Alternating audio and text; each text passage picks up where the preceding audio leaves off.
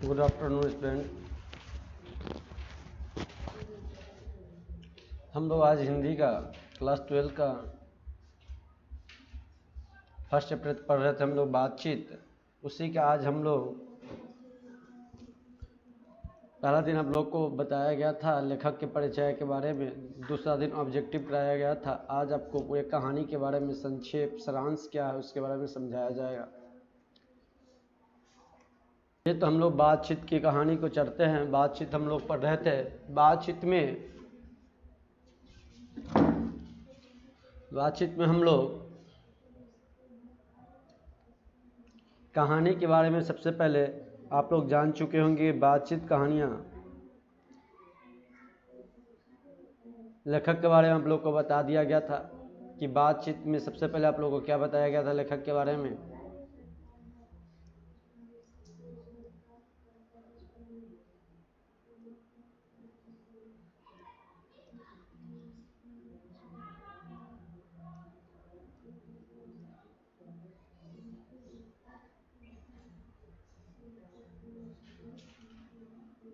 बातचीत में कहानी जो है लेखक के परिचय, तो हिंदी प्रारंभिक युग के ये जो थे बालकृष्ण जी, ये हिंदी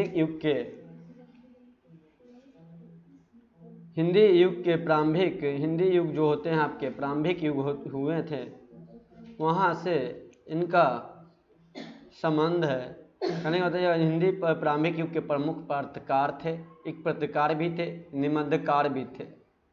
क्या थे? बालकृष्ण भट्ट जी जो हिंदी के जो प्रारंभिक युग थे उनका ये पत्रकार, निबंधकार यानी निबंध भी लिखते थे, ये पत्रकार भी थे। और हिंदी के आधुनिक आलोचना के प्रवर्तक के अग्रण्य यानी प्रवर्तक थे, अग्रण्य बालकृष्ण भट्ट जी थे। उनका जन्म कब हुआ था तो आप लोग को बताया गया था। उनका जन्म 23 जून। एक बच्चे ने बोला कि सर आप बुक को बता दीजिए। बुक वही होता है जो पढ़ाया जाता है हिंदी में, लेकिन आप लोग को मेन पॉइंट पढ़ा दिया गया था, मेन चीज़, लेकिन उनको बुक पढ़ना था।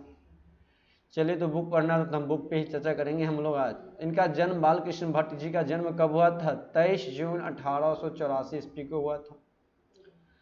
और 1844 ईस्वी को 23 जून 1844 ईस्वी को हुआ था। इसी दिन हुआ था। इनके पिताजी का नाम था बेनी प्रसाद भट्ट जी, आप लोग को पता है।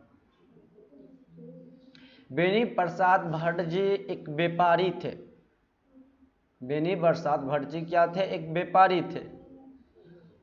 और उनकी माता जी का नाम पार्वती देवी था। और वह पार्वती देवी, उनकी माता जी का जो नाम था क्या था? पार्वती देवी था, जो एक सुसंस्कृत महिला थी। संस्कृत यानी सभ्य संस्कृत से महिला थी, पूरी पूर्ण संस्कृति की थी महिला।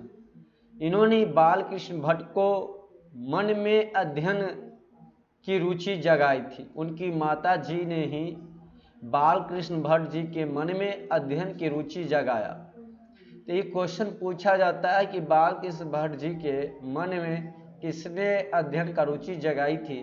तो उनकी माता जी का नाम क्या था? पार्वती देवी। भट्ट जी का निवास जो बालकृष्ण भट्ट जी था, इनका घर कहाँ था? तो इनका घर था इलाहाबाद के उत्तर प्रदेश में था। इलाहाबाद जिला है उत्तर प्रदेश राज्य का, जहाँ पे हमारे देश का भी हमारे आदित्य योगी नाथ जी वहाँ का मुख्यमंत्री है योगी जी। इन्होंने प्रारंभ में संस्कृत का अध्ययन किया। शुरू से ही इन्होंने किसका अध्ययन किया था? संस्कृत विषय का अध्ययन किया था। तथा सन 1861 ईस्वी में प्रयाग के मिशन स्कूल में एंट्रेंस की परीक्षा दे दी थी। और प्रयाग मिशन स्कूल के लिए परीक्षा कब दे दिए थे? आप लोग को बताया गया था इसी बात को। अध्ययन मिशन 1867 में दिया गया था। कितना में? 1867 में दिए थे। ये सन 1869 से लेकर 1875 ईस्वी तक, 1869 से लेकर इन्होंने 1875 ईस्वी तक प्रयाग मिशन स्कूल में अध्यापन में कार्यरत रहे। अध्यापन में क्या थे? कार्यरत रहे अध्यापन में। अब इसके बाद हम लोग समझते हैं इससे आगे। लेकिन 1885 में प्रयाग के CAV स्कूल में संस्कृत के अध्यापन किए।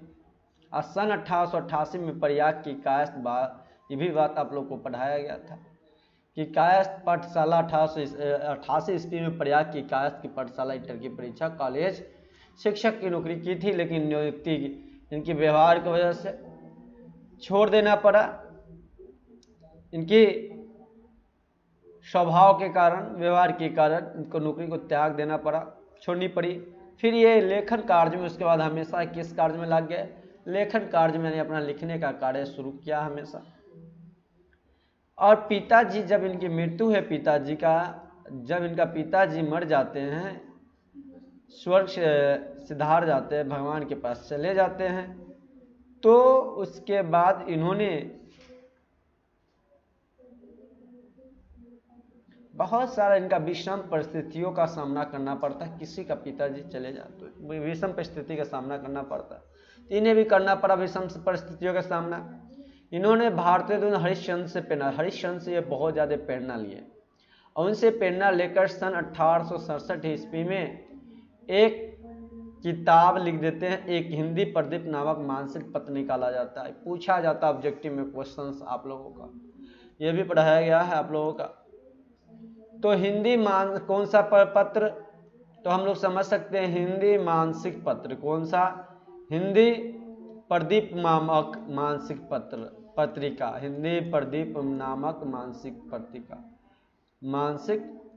पत्रिका इन्होंने निकालना शुरू कर दिया। ये वाला आप लोगों का इस बात को ध्यान में रखिएगा। जब निकालना, अब इसके बाद हम लोग समझते हैं निकालनी प्रारंभ की और 33 वर्षों तक, कितने वर्षों तक चलाए थे ये? 33 वर्षों तक चलाए थे। कितने वर्षों तक? 33 वर्षों तक चलाए थे, आप लोग को बताया गया था। 33 वर्षों तक चलाते रह गए।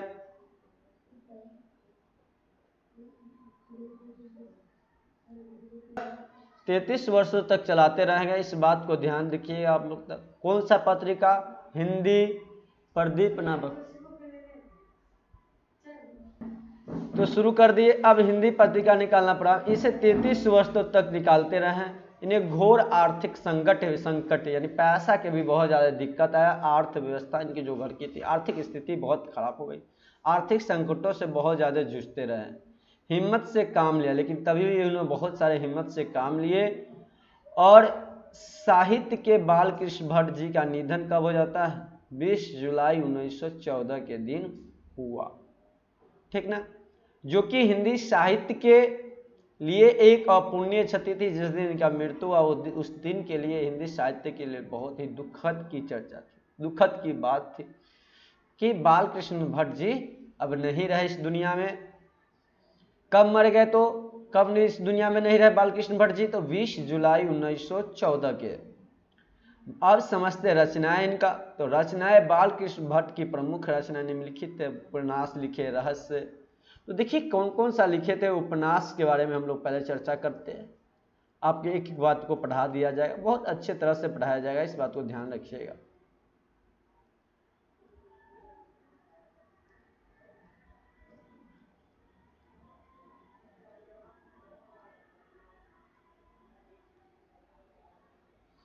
तो इनका बालकृष्ण भट्ट जी के रचनाएं उपन्यास थी, रहस्य कथा। क्या थी? रहस्य। रचनाएं की जब चर्चा हम लोग करें तो रचनाएं में देखिएगा आप लोग क्या था। रचनाएं में बालकृष्ण भट्ट के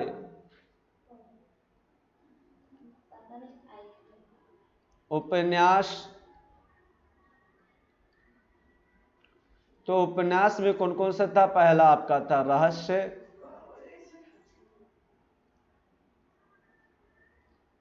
कथा, उपन्यास। और दूसरा क्या था आपका इसका उपन्यास इनका? नूतन ब्रह्मचारी। ये सब आप बात को आपको लिखा दिया गया था यहाँ पे, नहीं तो लिख लीजिए, उससे अच्छा कि फिर से ब्रह्मचारी।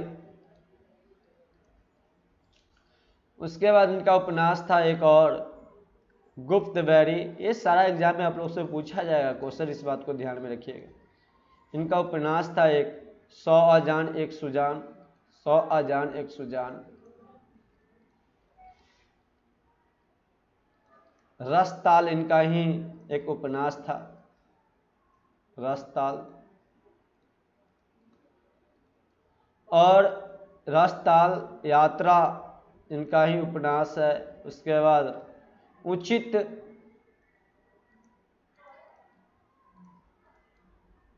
हमारी घड़ी इन्हीं का उपन्यास है। सद्भाव का अभाव इन्हीं का उपन्यास है।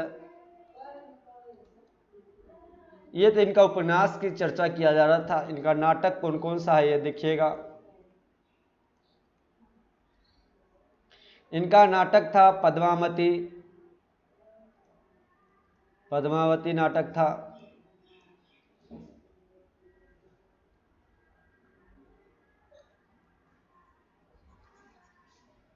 पद्मावती एक नाटक था, पद्मावती।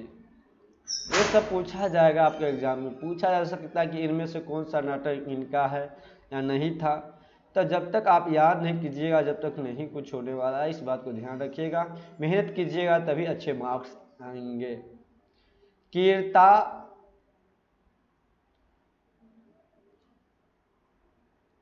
जुड़नीय, इन्हीं का एक नाटक था कीर्ता जुड़नीय। दूसरा नाटक इनका क्या था देखिएगा। तीसरा नाटक वेनी था नाटक इनका।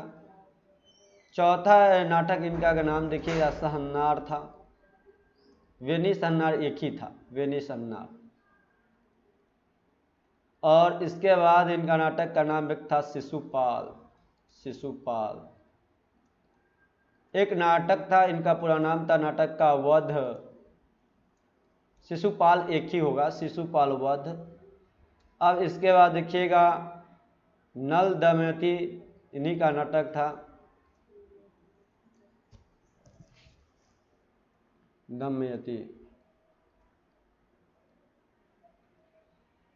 और एक नाटक का नाम और इनका था स्वयंवर। इसके बाद नाटक का नाम इनका शिक्षादान, इन्हीं का नाटक था। चंद्रसेन, इन्हीं का नाटक था चंद्रसेन।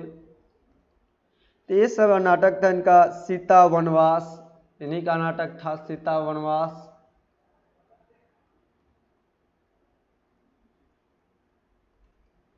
वास पतति इन्हीं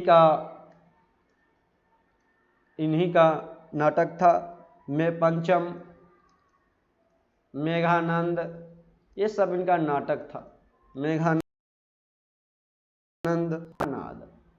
तो आपके लिए ये सब नाटक, इन्होंने बहुत सारे नाटक लिखा था। वध विल्लाड़, इंग्लैंडेश्वरी नाटक लिखा था इन्होंने। तो कुछ का नाम आप लोग को बता दिया गया है, आपके बुक में ये सारा दिया गया है। नाटक का नाम भात जननी, इन्हीं का नाटक था। बालकृष्ण कट्टर सुम की एक नकल, इन्हीं का नाटक था। भारतवर्ष, कली दो, दूरदेशी एक रोगी, इन्हीं का नाटक था। एक वैद्य बाल, इन्हीं का नाटक था। बाल विवाह, इनका नाटक था। रेल का विकट खेल इत्यादि, ये सब क्या था इनका नाटक था। अब साहित्य की विशेषताएं जानते हैं। इनका विशेषताएं क्या था, इनकी विशेषताएं साहित्य में क्या होती थी इनकी विशेषताएं। तो बालकृष्ण भट्ट कैसा युग के कवि थे, तो भारतीय युग के कवि थे ये। बालकृष्ण भट्ट जी जो थे वो कैसा कवि थे, तो भारतीय युग के प्रमुख साहित्यकारों में से एक थे। बहुत साहित्यकार थे जो भारतीय युग में लिखने वाले, उनमें से एक थे यह। कौन? बालकृष्ण भट्ट जी थे। इन्होंने आधुनिक हिंदी साहित्य को, जो आधुनिक हिंदी था उस साहित्य को अपने जन धर्म के लिए, अपने जन्म में जो धर्म होता है, व्यक्तित्व और लेखन के एक नवीन धरातल दिशा में तथा रंग रूप में क्या किए थे, प्रदान किया था इनका उन्होंने। वे अपने युग के स्वार्थिक, जो अपने युग के कवि थे, स्वार्थिक युग, एकदम तेजस्वी, मुखर तेजस्वी वाले थे। इनके चेहरे पर देखते तो तेजस्वी जैसा नजर, मुखर जैसे थे इनकी तेजस्वी। और सक्रिय गोल्डन सीरीज जैसा पासपोर्ट साहित्यकार रहे थे। इन्होंने बाल विवाह, स्त्री शिक्षा, महिला स्वतंत्र कृषि को पीड़ा, अंग्रेजी शिक्षा, देश प्रेम, अंधविश्वास आदि सामाजिक विषय पर खुलकर साहित्य के सृजन किए। बाल विवाह पे इन्होंने खुलकर लिखा। शिक्षा पर जो अंग्रेजी का शिक्षा था उन्हों पर खुलकर लिखा बोला इन्होंने बहुत अच्छे तरह से। स्त्री के जो शिक्षा होती थी, महिला को जो आज़ादी नहीं दिया जाता था उनके बारे में, कृषक के जो कष्ट होते थे, किसान भाई को जो कष्ट होते थे, पीड़ा होते थे, दर्द होते थे, उनके बारे में इन्होंने अपने साहित्य में लेखी में वर्णन किए हैं। बहुत ही वर्णन किए हैं, खुलकर वर्णन किए इस सब के बारे में। कौन? तो हमारे बालकृष्ण भट्ट लेखक जी ने।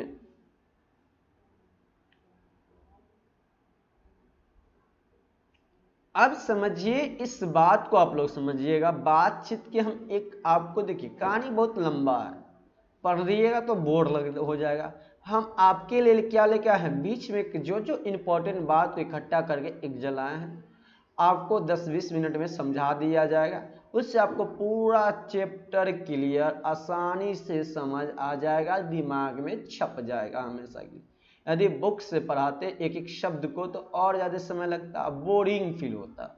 उससे अच्छा मैंने पहले ही से अध्ययन कर कर अच्छे से नोट्स तैयार करके आपके पास लेकर आया हूँ। समझिए, प्रस्तुत कहानी जो आपका बातचीत लेखक है, उनका लेखक कौन है? तो बालकृष्ण भट्ट जी है, पता है। बालकृष्ण भट्ट जी क्या कौन से काल के कवि थे? तो हाँ, आधुनिक हिंदी के काल के गद्य आदि निर्माताओं, उन नायक रचनाकारों में से एक थे। बालकृष्ण भट्ट जी जो बातचीत कहानी निबंध लिखे हैं, जो बातचीत इनका निबंध है। बातचीत कैसी है, कहानी है या निबंध है? तो बातचीत निबंध है। बातचीत निबंध के माध्यम से बताना चाहते हैं एक लेखक साहब, बालकृष्ण भट्ट जी बताना चाहते हैं कि ईश्वर द्वारा दी गई जो हमें अनमोल वस्तु है, जो भगवान के द्वारा अनमोल वस्तु मेरा क्या दिया गया, हम लोगों को वाक शक्ति का सही प्रयोग, जो मुझे बोलने की शक्ति ईश्वर ने दी है, उसी के बारे में चर्चा इस पाठ में बातचीत में लेखक के द्वारा निबंध के द्वारा लेखक ने निबंध के द्वारा इसमें वर्णन किए हैं बालकृष्ण भट्ट जी ने। सही इस्तेमाल के बाद अक्सर इस्तेमाल करने को बताते हैं, इसी को सही से इस्तेमाल करने की कि किस तरह से ईश्वर ने जो अनमोल वस्तु दिए हैं उसको प्रयोग हम सही तरीका से किस तरह से करें, इनका चर्चा इस पाठ में आप हमें लेखक से बालकृष्ण भट्ट बातचीत पाठ में बताए हैं। इस पाठ में इस बात को ध्यान में रखिएगा। महान लेखक बताते हैं, लेखक शायद क्या बताते हैं सुनिएगा आप लोग ध्यान से, आपके एग्जाम के लेकर बहुत ही इंपॉर्टेंट बात हो जाएगी। यहां से लेखक बताते हैं, बालकृष्ण भट्ट जी बताते हैं कि यदि मनुष्य को वाक शक्ति नहीं होती, यदि मनुष्य को बोलने की शक्ति नहीं होती, वाक शक्ति नहीं होती, तो हमें नहीं जानते कि इस गूंगी सृष्टि का क्या हाल होता। यानी किसी को बोलने की वाक शक्ति की नहीं होती, सृष्टि क्या हो जाती, ये पूरे संसार, ये पूरे धरती, पूरे विश्व गूंगी रहती, यानी कोई बोल नहीं सकती।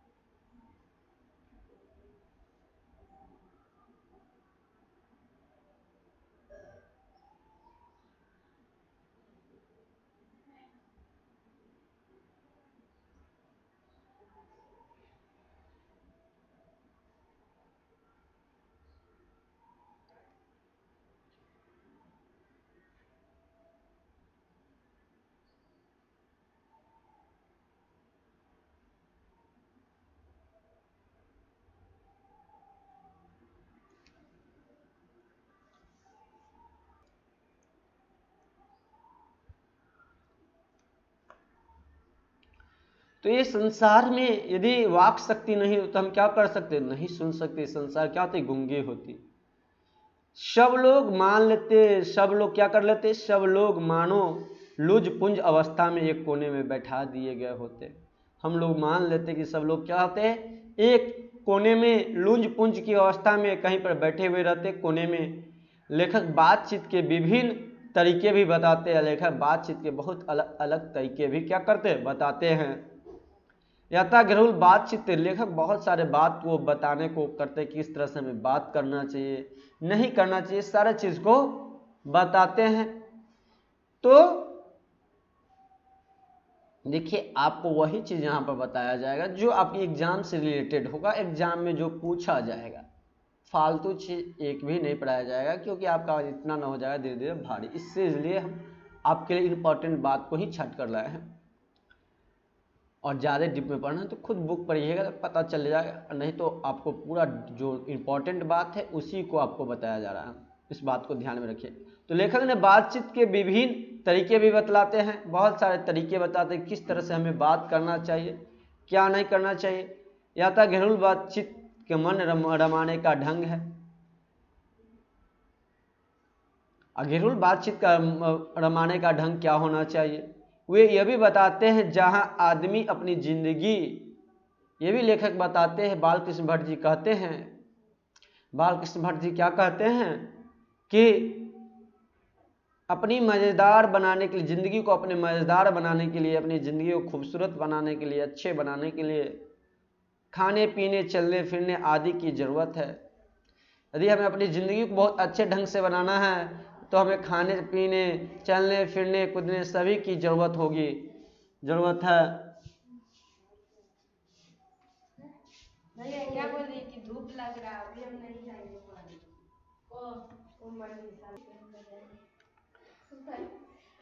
आप समझिएगा। इसके बाद खाने पीने चलने फिरने आदि की ज़रूरत है, उसी की अपनी ज़िंदगी मज़ेदार बनाने के लिए खाने पीने घूमने फिरने चलने की ज़रूरत है। अब प्रकार की अब इसके बाद उसी प्रकार बातचीत की भी अत्यंत आवश्यकता होती है। उसी प्रकार क्या होती है, हमें बात करनी, हमें ज़िंदगी जीने के लिए खाना पीना चलना फिरना ज़रूरत। उसी तरह हमें बात को, अपनी बात को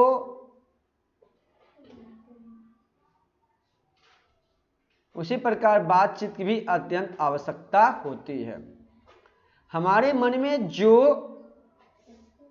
उच्च मवाद गंदगी हमारे शरीर में, हमारे मन में जो दिमाग में मन में चल रहा है, मवाद की तरह गंदगी की तरह बातें या धुआं की जमा रहता है हमारे मन में, उसे साफ और बातचीत के जरिए भाप बनकर हमारे मन से बाहर निकल जाना चाहिए।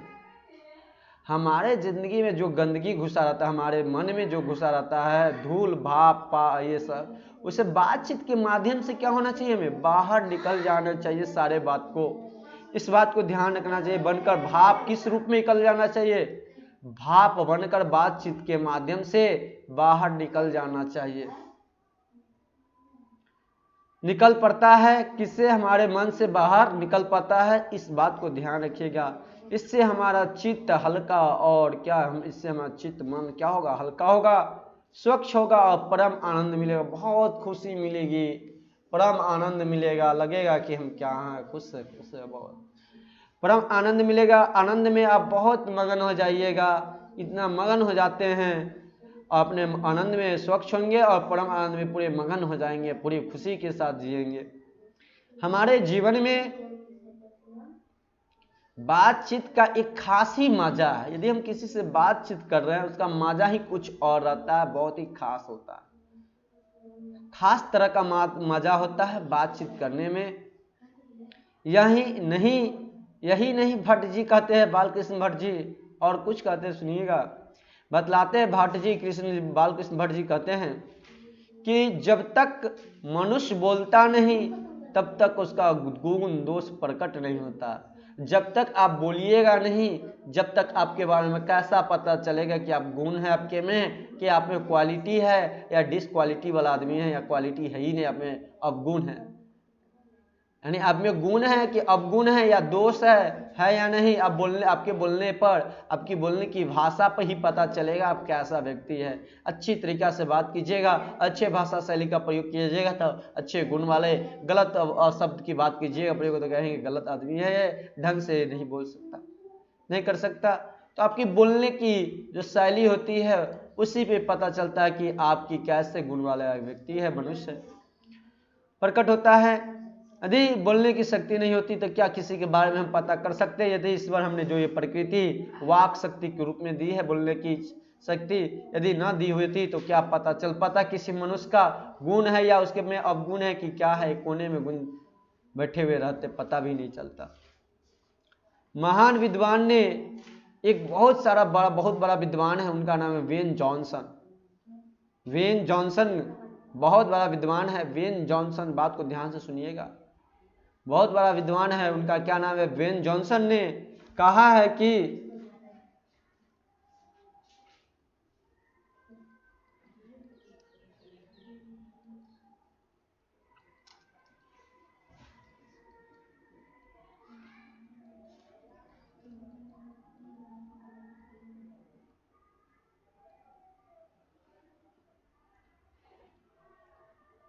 क्या कहे वेन जॉनसन, सुनिएगा आप लोग ध्यान से।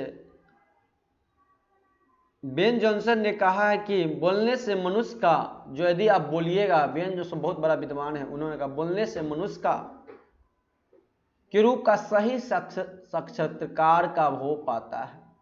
तभी ना हम बड़े बड़े जॉब करने जाते हैं, ऑफिसर बनने जाते हैं तो इंटरव्यू लिया जाता है। आपके वहाँ लास्ट एग्जाम आपकी इंटरव्यू तो पूछा पता करने के लिए आपकी बोलने की शैली कैसी है, तभी तो आप पता कर सकते हैं, तो इसीलिए लिया जाता है। यानी बोलने की शक्ति से ही पता कर सकते हैं, आपकी बोलने की भाषा की शैली से ही पता किया जा सकता है आप कैसा मनुष्य। सही साक्षात्कार का हो पाता है। वे कहते हैं कि, जॉनसन साहब कहते हैं कि, लेखक साहब कहते हैं कि, क्या कहते हैं लेखक साहब?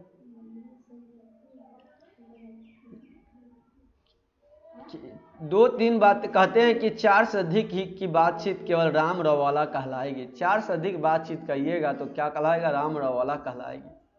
यूरोप के लोगों को बातचीत का हुनर है। यूरोप के लोग जो है, लेखक साहब कहते हैं, जो यूरोप के लोग हैं उनमें बातचीत करने के क्या है? हुनर है। उस हुनर से ही आर्ट ऑफ कन्वर्सन कहलाता है। उन्हीं हुनर को, यूरोप के लोगों को जो बातचीत करने की हुनर है, उसे हम आर्ट ऑफ कन्वर्सन कहते हैं। इस प्रसंग में ऐसी चतुराई से, इस प्रसंग में लेखक साहब ऐसी चतुराई से प्रसंग छोड़ जाते हैं कि जिन्हें कान को सुन अत्यंत सुख मिलता है, जिन्हें कान से सुनकर बहुत ही सुखी मिलता है, अत्यंत खुशी मिलता है। हिंदी में इसका नाम सुहृद गोष्ठी है। क्या सुहृद गोष्ठी है? बालकृष्ण भट्ट के अनुसार, लेखक साहब के अनुसार उत्तम तरीका यह मानते हैं बातचीत का, लेखक साहब कहते हैं बातचीत का उत्तम तरीका यह मानते हैं कि हम वह पैदा करें कि अपने आप बात कर लिया करे। हम वह तरीका मानते कि हम वह शक्ति पैदा करें, हम वह शक्ति पैदा करें कि अपने आप बात कर लिया करे। इसी प्रकार को हम आर्ट ऑफ कन्वर्सन, इसी प्रकार को हम क्या कहते हैं? आर्ट ऑफ कन्वर्सन, या मनुष्य के द्वारा बातचीत करने की उत्तम कला है। और मनुष्य के द्वारा यही सब बात करने की क्या होती है? उत्तम कला है, जिसके द्वारा बातचीत हमेशा क्या हो जाते हैं? आनंदमय हो जाती है। लेखक साहब कहते हैं बातचीत हमेशा क्या होता है? आनंदमय बनाए रखता है। इसी कला, आर्ट ऑफ कन्वर्सन की कला की तहत ही। तो आप लोग का ये था। एक आप लोग को थोड़ा सा बचा हुआ है, इस बात को ध्यान रखिएगा।